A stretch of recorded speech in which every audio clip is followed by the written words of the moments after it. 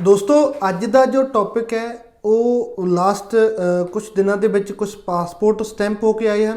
कुछ passport request कुछ student दी आईਆਂ ਹਨ ਜਾਂ ओपन वर्क परमिट ਦੀਆਂ ਆਈਆਂ ਹਨ। ਉਹਨਾਂ ਦੇ ਵਿੱਚੋਂ ਕੁਝ ਕੇਸ ਇੰਟਰਸਟਿੰਗ ਹੈਗੇ ਨੇ ਜੋ ਮੈਨੂੰ ਲੱਗਿਆ ਤੁਹਾਡੇ ਨਾਲ ਸ਼ੇਅਰ ਕਰਨੇ ਚਾਹੀਦੇ ਸੀ। ਸੋ ਪਹਿਲਾਂ ਕੁਝ ਜੋ ਰਿਜ਼ਲਟ ਸਾਡੇ ਆਏ ਨੇ ਕੁਝ ਦਿਨਾਂ ਦੇ ਉਹਨਾਂ ਦੇ ਵਿੱਚੋਂ ਪਹਿਲਾ ਸਟੂਡੈਂਟ ਵੀਜ਼ਾ ਜੀ ਜਸਵੰਤ ਸਿੰਘ ਦਾ, दूसरा रपिंदर कौर का स्टूडेंट वीज़ा इन्हों का लैंपटन कॉलेज है। गुरमेल सिंह जो कि हजूरा कपूरा कलोनी के रहने वाले हैं, इन्हों का विजिटर वीज़ा हजूरा कपूरा कलोनी बठिंडा के रहने वाले ने।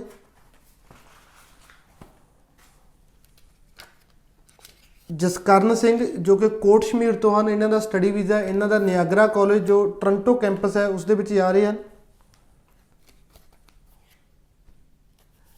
तेज सिंह का विजिटर वीज़ा, जसप्रीत कौर इन्हों का कॉनस्टोगा कॉलेज है इन्हों का स्टूडेंट वीज़ा। अमरजीत कौर का visitor visa,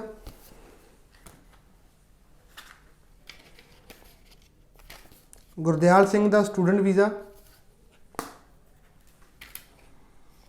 and Karamjeet Kaur का जो विजिटर वीज़ा इन्होंने मिले। ये 9 पासपोर्ट से जो स्टैंप हो गए हैं। हुण जो कुछ पासपोर्ट रिक्वेस्ट हैं उन्होंने बारे गल करते हैं। पहली पासपोर्ट रिक्वेस्ट रमनदीप कौर की है। रमनदीप कौर जो कि +2 आर्ट्स के नाल इन्होंने की सी विद मैथ एंड 2021 च पास आउट सन। इन्हों का यूनीवर्सिटी ऑफ कैनेडा वैस्ट के एसोसीएट ऑफ आर्ट्स के इन्हों का वीज़ा आया एंड रमनदीप कौर नूं $10,000 की स्कॉलरशिप यूनीवर्सिटी वालों दी गई सी। जो बच्चे बहुत सारे स्टूडेंट आते हैं वो स्कॉलरशिप बारे मोस्टली गल करते सन भी सानू स्कॉलरशिप किस कॉलेज के मिलू। अगर तुसी स्कॉलरशिप लेना चाहते हो तो यूनीवर्सिटी ऑफ कैनेडा वैस्ट एक बेस्ट चॉइस है।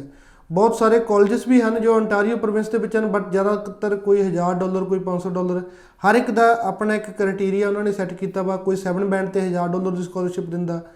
ज़्यादातर स्कॉलरशिप जो आप कह सकते हैं जो टोटल फीस का 50% 60% मिलता वो जो बच्चा इन कैनेडा आ जाता उस तो बाद स्कॉलरशिप एग्जाम होंगे वो कंप्लीट करता उस तो बाद एलिजिबल होंगे। But University of Canada West एक जो चंगी परसेंटेज वाले स्टूडेंट हैं उन्होंने बहुत वधिया स्कॉलरशिप दिंदी है। लाइक रमनदीप कौर रमनदीप को $10,000 की स्कॉलरशिप जो कि बहुत होंगी है टोटल 2 सालों की फीस के विचों मिली सी। सो रमनदीप का जो ओरिजिनल पासपोर्ट रिक्वेस्ट आई है। उस तो बाद दलवीर सिंह है। दलवीर सिंह की डिप्लोमा इन फार्मेसी इन्हों की स्टडी सी एंड ये विनीपैग जाने के इच्छुक सन तो इन्हों रैड रिवर कॉलेज के फार्मासूटिकल एंड फूड मैन्युफैक्चरिंग जो कि बहुत एक वधिया कोर्स है एंड बहुत वधिया कॉलेज है। रैड रिवर कॉलेज की गल करिए टॉप कनेडियन कॉलेज के विचों एक कॉलेज है। सीट्स वगैरह की बहुत प्रॉब्लम रही है विनीपैग अगर कोई बच्चा जाता स्टडी के लिए तो मोस्टली स्टूडेंट को सीट्स नहीं मिलती। सो अगर तुसी रैड रिवर ਜਾਂ सिन्नीबॉर्न कॉलेज के एडमिशन लैनी है तो भी जी इमीग्रेशन को संपर्क कर सकते हो। सो रैड रिवर के सीट किसी ना किसी तरीके नाल मिली जाती है। सो इन्होंने डिप्लोमा किया 2021 के कंप्लीट है एंड फार्मासूटिकल एंड फूड मैन्युफैक्चरिंग का इन्हों का कोर्स ही रैड रिवर कॉलेज के। और उस तो बाद मनदीप कौर की एप्लीकेशन है। मनदीप कौर ने नॉन मैडिकल 2021 के कंप्लीट है एंड SAIT कॉलेज कैलगरी के जा रहे हैं। बिजनेस का इन्हों का डिप्लोमा है। सो कई बहुत सारे स्टूडेंट का इत्थे एक क्वेश्चन आता क्योंकि जो नॉन मैडिकल की गल आती है तो बहुत सारे बच्चे कहते हैं कि नॉन मैडिकल बिजनेस वाला बच्चा किमें जाऊ। सो मैं तुहानूं दसना चाहुंदा कि पहला भी काफ़ी दस्सिया भी नॉन मैडिकल के फिजिक्स कैमिस्ट्री मैथ तुहाडे कोल हुंदा। सो बिजनेस किते ना किते मैथ के रैलीवेंट है। हुण अगर तुसीं मैनीटोबा जां अल्बर्टा जाना तुहाडे कोल कॉमर्स की है विदाउट मैथ आ तुसीं बिजनेस के कोर्स में एडमिशन नहीं ले सकते। बट नॉन मैडिकल किया विद मैथ तुसीं नॉन मैडिकल के हुंदा तो तुसीं बिजनेस ले सकते हो। सो यह जा कोई रीजन नहीं हुंदा भी नॉन मैडिकल करके स्टूडेंट बिजनेस नहीं ले सकते। बिजनेस ले सकते हो तुहाडी मैथ के नाल उहदी रेलेवेंसी बनती है। सो कई बार कोई हुंदा बच्चा उन्होंने अल्बर्टा प्रोविंस के या मैनीटोबा प्रोविंस जाना क्योंकि कॉमर्स की हुंदी जां नॉन मैडिकल किया हुंदा तो बच्चे को मैथ होंगे। कई बार बच्चे निराश हो जाते हैं भी सानू उत्थे एडमिशन नहीं मिली। सो अगर बिजनेस का प्रोग्राम तुहाडे लिए अवेलेबल है तुहाडा नॉन मैडिकल किया तो तुसीं किते ना किते बिजनेस एडमिशन लैके अपना वो अल्बर्टा या मैनीटोबा प्रोविंस जा सकते।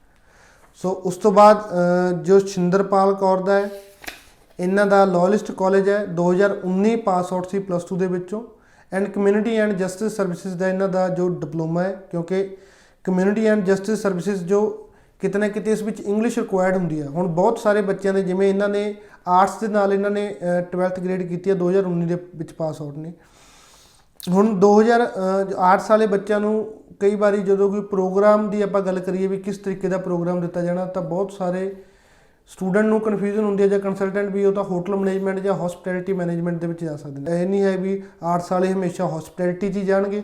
ਲਾਈਕ ਸ਼ਿੰਦਰਪਾਲ ਗੱਲ ਕਰੀਏ, ਹੁਣ ਕਮਿਊਨਿਟੀ ਐਂਡ ਜਸਟਿਸ ਸਰਵਿਸਿਜ਼ ਦਾ ਬਹੁਤ ਅੱਛਾ ਕੋਰਸ ਹੈ। ਜੋ ਲਾਅ ਦੇ ਫੀਲਡ ਦੇ ਵਿੱਚ ਜਾਣਾ ਚਾਹੁੰਦੇ ਹਨ, ਕੋਈ ਪੁਲਿਸ ਦੇ ਫੀਲਡ ਵਿੱਚ ਜਾਣਾ ਚਾਹੁੰਦੇ ਹਨ, ਤਾਂ ਉਹਨਾਂ ਦੇ ਲਈ ਬੈਸਟ ਕੋਰਸ ਹੈ। ਦੂਸਰਾ ਆਫਿਸ ਮੈਨੇਜਮੈਂਟ ਹੋ ਗਏ, ਆਫਿਸ ਐਡਮਿਨ ਅਸਿਸਟੈਂਟ ਹੋ ਗਏ, ਬਥੇਰੇ ਬਹੁਤ ਚੰਗੇ ਕੋਰਸਸ ਹਨ ਜਿਨ੍ਹਾਂ ਦੀ ਅੱਗੇ ਜੌਬ ਓਪਰਚੁਨਿਟੀਜ਼ ਬਹੁਤ ਅੱਛੀਆਂ ਨੇ। ਬਟ ਵਿਦ ਆਰਟਸ ਤੁਸੀਂ ਉਹਦੇ ਵਿੱਚ ਐਡਮਿਸ਼ਨ ਲੈ ਸਕਦੇ ਹੋ, ਕਿਉਂਕਿ ਉਹਨਾਂ ਦੀ ਪ੍ਰੋਗਰਾਮ ਦੀ ਰਿਕੁਆਇਰਮੈਂਟ ਇੰਗਲਿਸ਼ ਹੈ। ਹੁਣ ਤੁਸੀਂ 12th ਗ੍ਰੇਡ ਦੇ ਵਿੱਚ ਇੰਗਲਿਸ਼ ਪੜ੍ਹਿਆ ਹੁੰਦਾ, ਕਈ ਬੱਚਿਆਂ ਦੀ ਇੰਗਲਿਸ਼ ਇਲੈਕਟਿਵ ਹੁੰਦੀ ਹੈ, ਔਰ ਤੁਸੀਂ ਆਇਲਟਸ ਦਾ ਐਗਜ਼ਾਮ ਦਿੱਤਾ, ਉਹ ਵੀ ਇੱਕ ਇੰਗਲਿਸ਼ ਦਾ ਟੈਸਟ ਹੈ, ਤਾਂ ਤੁਸੀਂ ਇਸ ਕੋਰਸ ਵਿੱਚ ਜਾ ਸਕਦੇ ਹੋ। ਸੋ ਉਸ ਤੋਂ ਬਾਅਦ ਜੋ ਸਿਮਰਨ ਦੀ ਗੱਲ ਕਰੀਏ, ਸਿਮਰਨ ਨੇ ਵੀ ਮੈਨੀਟੋਬਾ ਦੇ ਵਿੱਚ ਜਾਣਾ ਸੀ ਐਂਡ 6.5 ਬੈਂਡ ਸਨ। ਇਹਨਾਂ ਦੀ BSc ਨੋਨ ਮੈਡੀਕਲ 2018 ਦੇ ਵਿੱਚ ਪਾਸ ਆਊਟ ਸਨ, ਤਾਂ ਇਹਨਾਂ ਨੂੰ ਯੂਨੀਵਰਸਿਟੀ ਆਫ ਮੈਨੀਟੋਬਾ ਦੇ ਵਿੱਚ HRM ਦੇ ਵਿੱਚ ਐਡਮਿਸ਼ਨ ਮਿਲੀ ਸੀ। ਇਹ ਸਿਮਰਨ ਦੀ ਪਾਸਪੋਰਟ ਰਿਕੁਐਸਟ ਹੈ। ਉਸ ਤੋਂ ਬਾਅਦ ਅੰਜਲੀ ਹੈ। ਅੰਜਲੀ ਦੀ ਅਗਰ ਗੱਲ ਕਰੀਏ, ਇਹਨਾਂ ਨੇ ਵੀ 2019 ਦੇ ਵਿੱਚ ਪਾਸ ਆਊਟ ਸੀ, ਮੈਡੀਕਲ ਸਟਰੀਮ ਨਾਲ ਕੀਤੀ ਸੀ। ਐਂਡ ਥੋੜਾ ਜਿਹਾ ਕੇਸ ਇਹਨਾਂ ਦਾ ਕੰਪਲਿਕੇਟਡ ਸੀ, ਕਿਉਂਕਿ ਪਹਿਲਾਂ ਇੱਕ ਰਿਫਿਊਜ਼ਲ ਸੀ ਐਂਡ ਉਸ ਤੋਂ ਬਾਅਦ ਇੱਕ ਐਪਲੀਕੇਸ਼ਨ, ਸੈਕੰਡ ਐਪਲੀਕੇਸ਼ਨ ਇਹਨਾਂ ਨੇ ਵਿਡਰਾਅ ਕਰਵਾਈ ਸੀ, ਕਿਉਂਕਿ ਉਹ ਕਿਬੇਕ ਦੇ ਵਿੱਚ ਜੋ ਲੱਗੀ ਸੀ, ਉਹ ਕਾਲਜਸ ਦਾ ਜੋ ਇਸ਼ੂ ਸੀ, ਉਸ ਕਰਕੇ ਐਪਲੀਕੇਸ਼ਨ ਵਿਡਰਾਅ ਕਰਵਾਉਣੀ ਪਈ।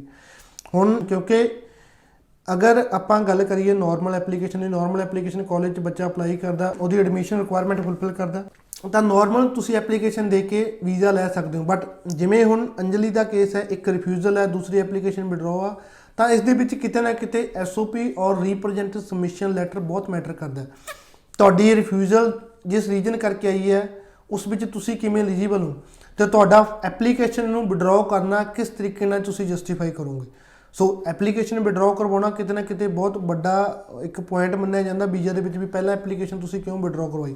ਅਗਰ ਚੰਗੇ ਤਰੀਕੇ ਨਾਲ ਤੁਸੀਂ ਉਹਨੂੰ ਜਸਟੀਫਾਈ ਨਹੀਂ ਕਰ ਪਾਓਗੇ, ਤਾਂ ਤੁਹਾਨੂੰ ਨੈਕਸਟ ਵੀਜ਼ਾ ਮਿਲਣਾ ਪੋਸੀਬਲ ਨਹੀਂ। ਸੋ ਇਨ ਕੇਸ ਤੁਹਾਡੀ ਐਪਲੀਕੇਸ਼ਨ ਵਿਡਰਾਅ ਕਰਵਾਈ ਹੈ, ਤਾਂ ਉਸਨੂੰ ਕਦੇ ਵੀ ਇੱਦਾਂ ਨਾ ਹੋਵੇ ਕਿ ਆਪਣੀ ਐਪਲੀਕੇਸ਼ਨ 'ਚ ਹਾਈਡ ਕਰ ਦਿਓ ਜਾਂ ਉਸ ਬਾਰੇ ਕੁਝ ਲਿਖੋ ਨਾ।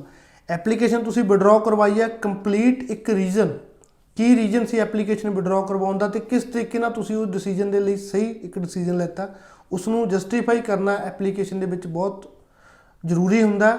ਇਹੋ ਜਿਹੀਆਂ ਐਪਲੀਕੇਸ਼ਨਾਂ ਜਦੋਂ ਕੋਈ ਰਿਫਿਊਜ਼ਲ ਵਾਲੇ ਵੀਜ਼ੇ ਲੈਤੇ ਜਾਂਦੇ ਹਨ, ਤਾਂ ਉਸ ਦੇ ਵਿੱਚ ਪ੍ਰੈਜੈਂਟੇਸ਼ਨ ਹੀ ਮੈਟਰ ਕਰਦੀ ਹੈ। ਫਾਰਮ ਤਾਂ ਸਾਰਿਆਂ ਦੇ ਲਈ ਸੇਮ ਹੁੰਦੇ ਹਨ, ਬਟ ਤੁਸੀਂ ਪ੍ਰੀਵੀਅਸ ਰਿਫਿਊਜ਼ਲ ਨੂੰ ਕਿਸ ਤਰੀਕੇ ਨਾਲ ਜਸਟੀਫਾਈ ਕਰਦੇ ਹੋ, ਤੁਸੀਂ ਆਪਣੇ ਪ੍ਰੋਗਰਾਮ ਨੂੰ ਕਿਸ ਤਰੀਕੇ ਨਾਲ ਜਸਟੀਫਾਈ ਕਰਦੇ ਹੋ, ਤੁਸੀਂ ਆਪਣੀ ਐਪਲੀਕੇਸ਼ਨ ਨੂੰ ਕਿਸ ਤਰੀਕੇ ਨਾਲ ਜਸਟੀਫਾਈ ਕਰਦੇ ਹੋ, ਵੀ ਕਿਵੇਂ ਤੁਸੀਂ ਜੋ ਪਿਛਲੀ ਰਿਫਿਊਜ਼ਲ ਆ ਉਹ ਗਲਤ ਦਿੱਤੀ ਗਈ, ਤਾਂ ਕਿਵੇਂ ਉਸ ਤਰੀਕੇ ਦੇ ਵਿੱਚ ਤੁਸੀਂ ਐਲੀਜੀਬਲ ਹੋਣਾ।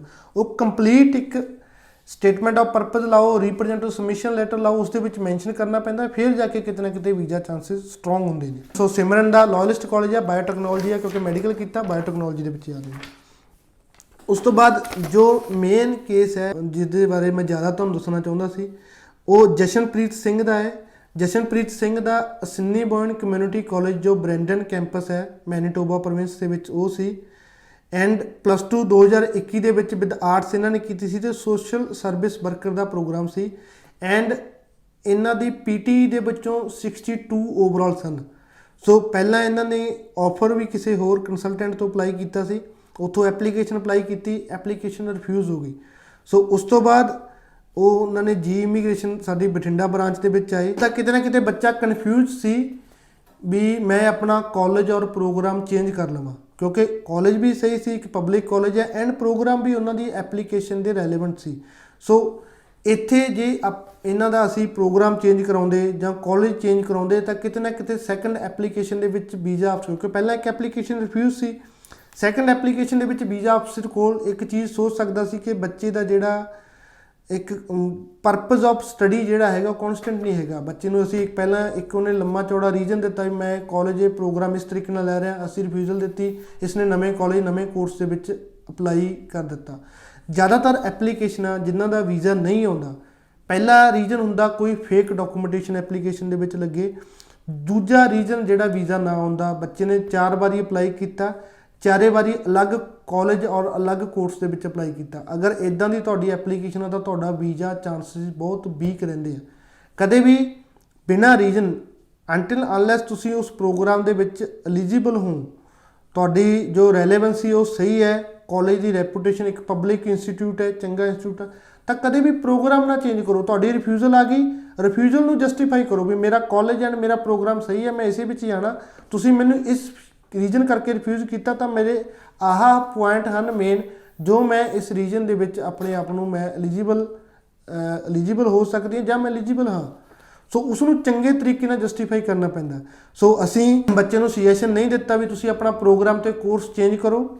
ਅਸੀਂ ਸੇਮ ਕਾਲਜ ਜੋ ਸੇਮ ਕੋਰਸ ਉਹਨਾਂ ਦਾ ਸੀ, ਜੋ ਪੁਰਾਣੇ ਕੰਸਲਟੈਂਟ ਤੋਂ ਉਹਨਾਂ ਦਾ ਆਫਰ ਆਇਆ ਸੀ, ਸੇਮ ਆਫਰ ਦੇ ਵਿੱਚ ਜੋ ਉਹਨਾਂ ਦੀ ਪੁਰਾਣੀ ਰਿਫਿਊਜ਼ਲ ਸੀ 216 ਦੇ ਵਿੱਚ ਰਿਫਿਊਜ਼ਲ ਸੀ, ਉਸ 'ਤੇ ਅੰਗੇਜਡ ਇੱਕ ਅਪੀਲ ਲਾਈ ਵੀ ਬੱਚਾ ਇਸ ਤਰੀਕੇ ਨਾਲ ਇਸ ਪ੍ਰੋਗਰਾਮ ਦੇ ਵਿੱਚ ਐਲੀਜੀਬਲ ਹੈ, ਬੱਚੇ ਦਾ ਜੋ ਪ੍ਰੋਗਰਾਮ ਦੇ ਵਿੱਚ ਐਲੀਜੀਬਲ ਆ, ਕੋਰਸ ਦੇ ਵਿੱਚ ਉਸ ਦੀ ਐਲੀਜੀਬਿਲਿਟੀ ਬਣਦੀ ਹੈ, ਐਂਡ ਜੋ ਲੈਂਗੁਏਜ ਕਿਉਂਕਿ ਉਹਨਾਂ ਦੇ PT 62 ਆ ਅਤੇ ਲੈਂਗੁਏਜ ਦੀ ਵੀ ਐਲੀਜੀਬਿਲਿਟੀ ਕਿਤੇ ਨਾ ਕਿਤੇ ਉਹਨਾਂ ਦੀ ਬਣਦੀ ਹੈ।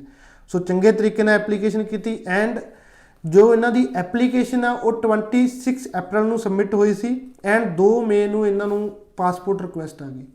ਜਸਟ ਕਹਿ ਸਕਦੇ ਹਾਂ ਵੀ 7 ਤੋਂ 8 ਦਿਨ ਦੇ ਵਿੱਚ ਬੱਚੇ ਨੂੰ ਵੀਜ਼ਾ ਰਿਸੀਵ ਹੋਇਆ, ਉਹ ਵੀ PT 'ਤੇ। ਸੋ ਕਿਤੇ ਨਾ ਕਿਤੇ ਜ਼ਿਆਦਾਤਰ ਹੁਣ ਅਗਰ PT ਵਾਲੇ ਸਟੂਡੈਂਟਾਂ ਦੀ ਗੱਲ ਕਰੀਏ ਤਾਂ PT ਵਾਲੇ ਸਟੂਡੈਂਟ ਕਿਤੇ ਨਾ ਕਿਤੇ ਹਾਲੇ ਵੀ ਕਨਫਿਊਜ਼ਡ ਹੁੰਦੇ ਨੇ। ਆਸਟ੍ਰੇਲੀਆ ਜਾਈਏ, ਕੈਨੇਡਾ ਜਾਈਏ, ਆਸਟ੍ਰੇਲੀਆ ਦਾ ਆਪਾਂ ਨੂੰ ਸਾਰਿਆਂ ਨੂੰ ਪਤਾ ਹੁਣ ਥੋੜ੍ਹਾ ਬਹੁਤ ਰਾਹਤ ਮਿਲੀ ਹੈ, ਵੀਜ਼ਾ ਤਾਂ ਉਹਨੇ ਸਟਾਰਟ ਹੋਇਆ, ਬਟ ਇਸ ਤੋਂ ਪਹਿਲਾਂ ਕੋਵਿਡ ਸੀ, ਬਾਅਦ ਦੇ ਵਿੱਚ ਕੁਝ ਹੋਰ ਉਹਨਾਂ ਦੇ ਡਾਕੂਮੈਂਟੇਸ਼ਨ ਦਾ ਰੀਜ਼ਨ ਕਰਕੇ ਵੀਜ਼ਾ ਨਹੀਂ ਆ ਰਿਹਾ ਸੀ। ਤਾਂ ਕਿਤੇ ਨਾ ਕਿਤੇ ਬੱਚੇ ਜੋ ਝਿਜਕਦੇ ਸਨ ਕੈਨੇਡਾ ਦਾ ਵੀਜ਼ਾ ਅਪਲਾਈ ਕਰਨ 'ਤੇ ਵੀ ਕੈਨੇਡਾ ਦੇ IELTS ਚਾਹੀਦਾ, ਨਹੀਂ ਇੱਦਾਂ ਦੀ ਗੱਲ ਨਹੀਂ। ਦੇਖੋ IELTS ਕੈਨੇਡਾ ਵਿੱਚ ਚਾਹੀਦਾ, ਬਟ SDS ਪ੍ਰੋਗਰਾਮ ਦੇ ਲਈ 6C ਓਵਰਆਲ 6 ਬੈਂਡ ਦੀ ਰਿਕੁਆਇਰਮੈਂਟ ਹੈਗੀ, ਸਟੂਡੈਂਟ ਡਾਇਰੈਕਟ ਸਟਰੀਮ ਨਹੀਂ। ਬਟ ਇੱਦਾਂ ਨਹੀਂ ਵੀ ਵੀਜ਼ਾ ਇਕੱਲਾ SDS ਦੇ ਵਿੱਚ ਹੀ ਆਉਂਦੇ, ਹੋਰ ਕੈਟਾਗਰੀਜ਼ ਦੇ ਵਿੱਚ ਨਹੀਂ ਆਉਂਦੇ। ਵੀਜ਼ਾਜ਼ ਆਉਂਦੇ ਆ, ਬਟ ਤੁਹਾਡੀ ਐਪਲੀਕੇਸ਼ਨ, ਤੁਹਾਡੀ ਪ੍ਰੈਜੈਂਟੇਸ਼ਨ ਮੈਟਰ ਕਰਦੀ ਹੈ, ਕਿਉਂਕਿ PT ਹੈ ਤੁਹਾਡੀ ਨੋਨ SDS ਐਪਲੀਕੇਸ਼ਨ ਹੈ। ਈਵਨ 5.5 ਵਾਲੀ ਐਪਲੀਕੇਸ਼ਨ ਵੀ ਨੋਨ SDS ਜਾਂਦੀ ਹੈ, ਬਟ 5.5 ਵਾਲੀ ਐਪਲੀਕੇਸ਼ਨ ਦੇ ਕੰਪੈਰੀਟਿਵ ਅਗਰ ਆਪਾਂ ਦੇਖੀਏ ਤਾਂ PT 'ਤੇ ਸਕਸੈਸ ਰੇਟ ਬਹੁਤ ਵਧੀਆ। ਅਗਰ ਤੁਹਾਡਾ PT ਦਾ ਸਕੋਰ ਅੱਛਾ, ਇੱਕ ਚੰਗੇ ਕਾਲਜ 'ਚ ਤੁਸੀਂ ਐਡਮਿਸ਼ਨ ਲੈਤੀ ਹੈ, ਤਾਂ ਕਿਤੇ ਨਾ ਕਿਤੇ ਤੁਹਾਡਾ ਵੀਜ਼ਾ ਚਾਂਸ ਹੀ ਵਧੀਆ ਰਹਿੰਦਾ। ਸੋ ਜੋ ਸਟੂਡੈਂਟ ਨੇ PT ਕੀਤੀ ਹੈ, ਸਕੋਰ ਅੱਛਾ ਆਪਾਂ ਕਹਿ ਸਕਦੇ ਹਾਂ। ਤੁਸੀਂ ਅੰਡਰ ਗ੍ਰੈਜੂਏਟ ਪ੍ਰੋਗਰਾਮ ਲਈ ਤੁਹਾਡੀ 12th ਕੀਤੀ ਹੈ 50-55 ਦੇ ਵਿੱਚ ਹੈ, ਤੁਹਾਡੀ ਬੈਚਲਰ ਕੀਤੀ ਹੈ ਜਾਂ ਮਾਸਟਰ ਕੀਤੀ ਹੈ, ਪੋਸਟ ਗ੍ਰੈਜੂਏਟ ਡਿਪਲੋਮਾ ਲਈ ਜਾ ਰਹੇ ਹੋ, ਤੁਹਾਡਾ ਸਕੋਰ 55 ਤੋਂ 60-65 ਦੇ ਵਿੱਚ ਹੈ, ਤਾਂ ਤੁਹਾਡਾ ਸਕੋਰ ਇੱਕ ਅੱਛਾ ਸਕੋਰ ਮੰਨਿਆ ਜਾਊਗਾ। ਸੋ ਜਿਵੇਂ ਇਸ ਬੱਚੇ ਦੇ ਸੀ, ਇਹਨਾਂ ਨੇ 12th ਕੀਤੀ ਬਟ PT ਦਾ ਸਕੋਰ 62 ਸੀ, ਤਾਂ ਇੱਕ ਚੰਗਾ ਸਕੋਰ ਹੈ। ਲੈਂਗੁਏਜ ਤਾਂ ਟੈਸਟ ਤਾਂ ਸੇਮ ਹੀ ਹੁੰਦਾ। ਸੋ ਥੋੜ੍ਹਾ ਜਿਹਾ ਆਪਾਂ SDS ਦੇ ਕੰਪੈਰੀਟਿਵ ਅਗਰ ਨੋਨ SDS ਵਿੱਚ ਡਾਕੂਮੈਂਟੇਸ਼ਨ ਥੋੜ੍ਹੇ ਜ਼ਿਆਦਾ ਚਾਹੀਦੇ ਹੁੰਦੇ ਆ। ਇੱਦਾਂ ਨਹੀਂ ਹੋਊਗਾ ਵੀ ਕੀਤੀ ਤੁਹਾਡੀ PT ਆ, ਕਾਲਜ ਵੀ ਸੇਮ ਪਬਲਿਕ ਕਾਲਜ ਲੈ ਲਿਆ, 1 ਸਾਲ ਦੀ ਫੀਸ ਪੇ ਕੀਤੀ, 1 ਸਾਲ ਦੀ GST ਕੀਤੀ, ਐਪਲੀਕੇਸ਼ਨ ਲਗਾਤੀ, ਨਹੀਂ। ਕਿਉਂਕਿ ਨੋਨ SDS ਐਪਲੀਕੇਸ਼ਨ ਹੈ, SDS ਅਤੇ ਨੋਨ SDS ਦਾ ਇੱਕ ਫਰਕ ਹੈ। 2 ਪ੍ਰੋਗਰਾਮ ਹੈ, ਦੋਵਾਂ ਦੀ ਚੈੱਕਲਿਸਟ ਅਲੱਗ ਬਣਦੀ ਹੈ, ਡਾਕੂਮੈਂਟ ਰਿਕੁਆਇਰਮੈਂਟ ਅਲੱਗ-ਅਲੱਗ ਹੈ। ਚੰਗੇ ਤਰੀਕੇ ਨਾਲ ਡਾਕੂਮੈਂਟ ਤੁਸੀਂ ਰੈਡੀ ਕਰਕੇ ਲਾਓਗੇ ਤਾਂ ਤੁਹਾਡਾ ਜਿਹੜਾ ਵੀਜ਼ਾ ਉਹ PT 'ਤੇ ਆਊਗਾ। ਇੱਦਾਂ ਦੀ ਕੋਈ ਪ੍ਰੋਬਲਮ ਨਹੀਂ ਹੈਗੀ ਵੀ PT 'ਤੇ ਵੀਜ਼ਾ ਨਹੀਂ ਆਉਂਦੇ, ਜਸਟ ਤੁਹਾਡੀ ਪ੍ਰੈਜੈਂਟੇਸ਼ਨ ਮੈਟਰ ਕਰਦੀ ਹੈ। ਲਾਈਕ ਜਸ਼ਨਪ੍ਰੀਤ, ਤੁਹਾਡਾ ਵੀ ਵੀਜ਼ਾ ਆ ਸਕਦਾ, ਬਟ ਇੱਕ ਚੰਗਾ ਕਾਲਜ, ਚੰਗਾ ਕੋਰਸ ਅਤੇ ਇੱਕ ਚੰਗੀ ਪ੍ਰੈਜੈਂਟੇਸ਼ਨ ਤੁਹਾਡੀ ਹੋਣੀ ਚਾਹੀਦੀ ਹੈ, ਫਿਰ ਤੁਹਾਡਾ ਵੀਜ਼ਾ ਆਉਂਦਾ। ਉਸ ਤੋਂ ਬਾਅਦ ਜੋ ਅਮਨਪ੍ਰੀਤ ਸਿੰਘ ਹੈ, ਅਮਨਪ੍ਰੀਤ ਸਿੰਘ ਦੀ ਜੋ ਓਪਨ ਵਰਕ ਪਰਮਿਟ ਦੀ ਰਿਕੁਐਸਟ ਆਈ ਹੈ, ਸੋ 2 ਮਈ ਨੂੰ ਇਹਨਾਂ ਦੀ ਰਿਕੁਐਸਟ ਆਈ ਹੈ। ਮੈਂ ਅਮਨਪ੍ਰੀਤ ਸਿੰਘ ਨੂੰ ਵੀ ਮੁਬਾਰਕ ਦਿੰਦਾ। ਸੋ ਓਪਨ ਵਰਕ ਪਰਮਿਟ ਦਾ ਵੀ ਬਹੁਤ ਵਧੀਆ ਡਿਸੀਜਨ ਹੈ, ਬਹੁਤ ਵਧੀਆ ਰਿਜ਼ਲਟ ਆ ਰਹੇ ਆ। ਪਹਿਲਾਂ ਜੋ ਸੀ, ਪਹਿਲਾਂ 44 ਵੀਕ ਦਾ ਪ੍ਰੋਸੈਸ ਸੀ, ਫਿਰ 40 ਵੀਕ ਦਾ ਹੋਇਆ, 34 ਵੀਕ ਦਾ ਹੋਇਆ, 30 ਹੁਣ ਪ੍ਰੈਜੈਂਟਲੀ ਪ੍ਰੋਸੈਸ ਬਹੁਤ ਫਾਸਟ ਹੈ, ਡਿਸੀਜ਼ਨ ਬਹੁਤ ਵਧੀਆ ਆ ਰਹੇ ਨੇ। ਸਿਰਫ ਜ਼ਿਆਦਾਤਰ ਕੇਸਿਸ ਜੋ ਰਿਫਿਊਜ਼ਲ ਦੇ ਬਹੁਤ ਘੱਟ ਰੀਜਨਾਂ ਨਾਲ ਰਿਫਿਊਜ਼ਲ ਸਿਰਫ ਕਿਤੇ ਨਾ ਕਿਤੇ ਉਹਨਾਂ ਐਪਲੀਕੇਸ਼ਨਾਂ ਦੇ ਵਿੱਚ ਦੇਖੀ ਜਾਂਦੀ ਹੈ ਜਿਨ੍ਹਾਂ ਦੇ ਸਪਾਊਸ ਕੋਲ ਵੈਲਿਡ ਵੀਜ਼ਾ ਨਹੀਂ ਹੈ। ਮਤਲਬ ਜਦੋਂ ਉਹਨਾਂ ਨੇ ਐਪਲੀਕੇਸ਼ਨ ਲਾਈ ਸੀ, ਉਹਨਾਂ ਦਾ ਸਪਾਊਸ ਜੋ ਕੈਨੇਡਾ ਵਿੱਚ ਹੈ ਸਟੱਡੀ ਵੀਜ਼ੇ 'ਤੇ ਸੀ, ਬਟ ਪ੍ਰੈਜੈਂਟਲੀ ਉਹਨਾਂ ਦੀ ਸਟੱਡੀ ਪੂਰੀ ਹੋ ਗਈ ਹੈ ਅਤੇ ਉਹਨਾਂ ਨੇ ਜਾਂ ਤਾਂ ਵਰਕ ਪਰਮਿਟ ਅਪਲਾਈ ਕੀਤਾ ਜਾਂ ਕਰਨਾ ਹੈ। ਸੋ ਕਿਤੇ ਨਾ ਕਿਤੇ ਜੋ ਰਿਫਿਊਜ਼ਲ ਆ ਰਹੀ ਹੈ ਉਹਨਾਂ ਦੀ ਆ ਰਹੀ ਹੈ ਵੀ ਉਹਨਾਂ ਦੇ ਸਪਾਊਸ, ਜਦੋਂ ਉਹਨਾਂ ਦੀ ਐਪਲੀਕੇਸ਼ਨ ਓਪਨ ਹੁੰਦੀ ਹੈ, ਸਪਾਊਸ ਕੋਲ ਵੈਲਿਡ ਵੀਜ਼ਾ ਨਹੀਂ ਹੁੰਦਾ ਜਾਂ ਉਹਨਾਂ ਦੀ ਸਟੱਡੀ ਕੰਪਲੀਟ ਹੋਣ ਵਾਲੀ ਹੁੰਦੀ ਹੈ। ਕਿਉਂਕਿ ਤੁਹਾਨੂੰ ਵੀਜ਼ਾ ਤੁਹਾਡੇ ਸਪਾਊਸ ਦਾ ਜਿੰਨੇ ਟਾਈਮ ਦਾ ਵੀਜ਼ਾ ਉਨੇ ਟਾਈਮ ਦਾ ਮਿਲਣਾ। ਹੁਣ ਜਦੋਂ ਤੁਹਾਡੇ ਸਪਾਊਸ ਕੋਲ ਹੀ ਮਹੀਨੇ ਦਾ ਵੀਜ਼ਾ ਰਹਿ ਗਿਆ, 1.5 ਮਹੀਨੇ ਦਾ, ਤਾਂ ਤੁਹਾਡਾ ਉੱਥੇ ਐਪਲੀਕੇਸ਼ਨ ਵੀਕ ਹੋ ਜਾਂਦੀ ਹੈ। ਸਿਰਫ ਉਹਨਾਂ ਨੂੰ ਛੱਡ ਕੇ ਬਾਕੀ ਹਰ ਇੱਕ ਕੈਟਾਗਰੀ ਦੇ ਵਿੱਚ ਜੋ ਹਰ ਇੱਕ ਤਰੀਕੇ ਦੀ ਪ੍ਰੋਫਾਈਲ ਹੈ ਓਪਨ ਵਰਕ ਪਰਮਿਟ ਦੀ ਉਹਦਾ ਵੀਜ਼ਾ ਆ ਰਿਹਾ। ਸੋ ਅੱਜ ਦੇ ਲਈ ਇੰਨਾ ਹੀ, ਕੱਲ੍ਹ ਨਵੇਂ ਟੌਪਿਕ 'ਤੇ ਤੁਹਾਨੂੰ ਨਵੀਂ ਜਾਣਕਾਰੀ ਦੇਵਾਂਗੇ। ਧੰਨਵਾਦ।